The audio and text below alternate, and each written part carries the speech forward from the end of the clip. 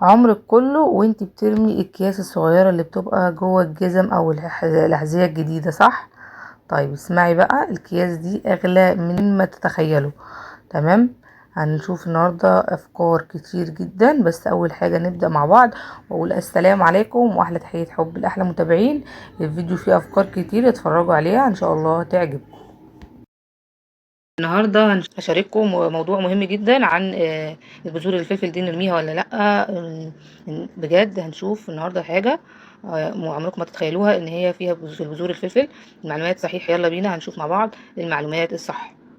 حاجه ممكن اول مره تعرفوها، اللي ممكن يحصل للجسم لو اكلتي بذور الفلفل مرتين في الاسبوع او كل يوم. صدقوني النتيجة هتبهركم جدا. فوائد بذور الفلفل مرتين في الاسبوع: ممكن تعمل منع تجلط الدم.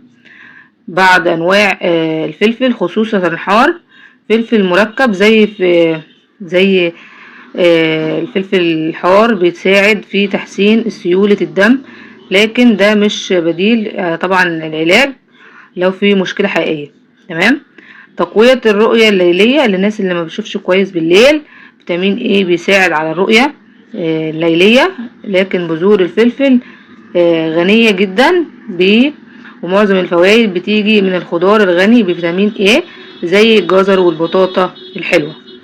تمام. تقليل فرصة إصابة لما بتستخدميه كل يوم والدماغية. فرصة إصابة بالمواد المضادة للأكسدة والمركبات. الفلفل ممكن تحسن صحة الأوعية، لكن تأثر مش قوي لوحده. الصراحة مش هو لوحده، برضو لازم يكون معاه نظام غذائي صحي.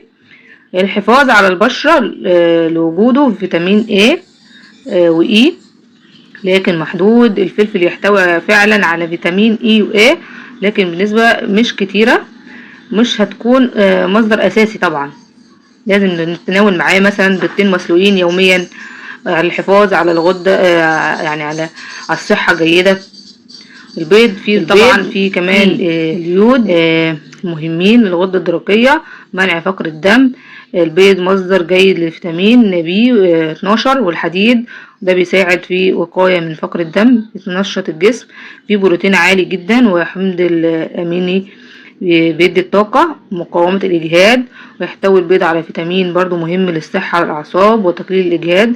السر مش بس في إنك تاخدي بذور الفلفل والبيض، لكن في تخليهم جزء من نظام غذائي متوازن.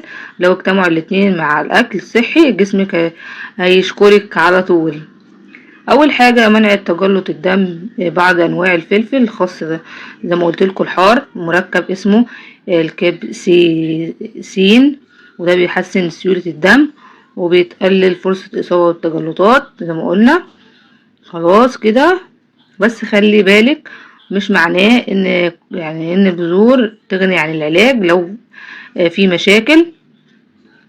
خلاص كده. وقلنا لكم الفوائد بتاعته ايه هي، المفروض نعمله ازاي او نستخدمه ازاي عشان يبقى نستخدمه. يعني هنستخدمه ازاي؟ تجيبي طبعا البذور كده ونحطها في كوب ميه مغليه. ممكن نضيف عليها بقى حبة البركة، او ممكن نضيف عليها حبة من الكمون. الكمون طبعا حلو جدا. فبتسيبي المية المغلية تحطيها عليه وعليها شوية من الكمون الصحيح ده. تمام. وبتحطيهم مع بعض وتغليهم، او المية المغلية تحطي زي الشاي كده الفتلة، مش تغلي المية بس وتحطيه عليه وتغطيه وتسيبيه ليلة كاملة، وتاني يوم الصبح او الظهر او ايا كان تشربيه. بيبقى مفيد جدا زي ما قلت لكم. الكيس ده اسمه سيلاك جل ومش موجود كده وخلاص. المصانع بتحطه علشان تمتص الرطوبة ويحمي الأحذية من الريحة والعفن قبل ما يوصل طبعا لينا أو ليك. طيب انت تقدري تستخدميه في ايه حاجات أقوى بكتير. احنا ممكن هنا عندنا كذا حاجة ممكن نعمله بيها. انك تشيلي ريحة الأحذية، حطي كيسين كده في المكان اللي بتحطي فيه الأحذية والريحة بتاعة الأحذية هتختفي تماما. طيب لو عندك مثلا موبايل دل او تابلت او اي كان، ممكن تحطي فيه كيس ممكن 10 اكياس من الأكياس دي. عارفين الرز اللي بيمتص لما بيقولك التليفون، لو مثلا كبي عليه ميه حطيه في قلب رز، ده برضو ممكن تحطيه في قلبه كده، احسن من الرز 10 مرات. خلاص ممكن تحطيه بدال الرز، يمتص المية كلها اللي في التليفون او ايا كان اللي غرق مية. بيحافظ طبعا على الهدوم الشتوي، لو انتي هتشيلي هدوم الشتاء وتحطي هدوم الصيف او عكس، تحافظ على الهدوم. حطي كام كيس في الدولاب تمنع ريحة الرطوبة تماما. وعندنا حاجة رابعة، ممكن تحافظي على المعدن زي المعالق، زي السكاكين، المفكات، المقصات، المفاتيح، الحاجات اللي بتصدي كلها ممكن تحطي فيها كيسين او 3 في قلب درج، هتلاقيها ما صدتش معاكي خالص. بالذات البنات اللي مثلا بتجهز الحاجات دي ممكن تحطي معاهم. لو عندك كميات اكياس من الكياس السيليكون دي، فبص انا حطيت ميه دافيه ودوبت فيها الكيس اللي انتوا شفتوه، تمام. وهستخدمه لحاجه 5، مش حاجه اللي انا قلتها دلوقتي. بس دي الحاجات اللي انا قلتلكوا عليها دي جربوها في الجزامه وفي الدولاب وفي الهدوم الشتوي. ولو قدر الله تليفونك وقع منك في قلب ميه، جربيه برضو استخدميه بدل الرز، تمام. فمن النهارده مش هترميه الاكياس دي تاني.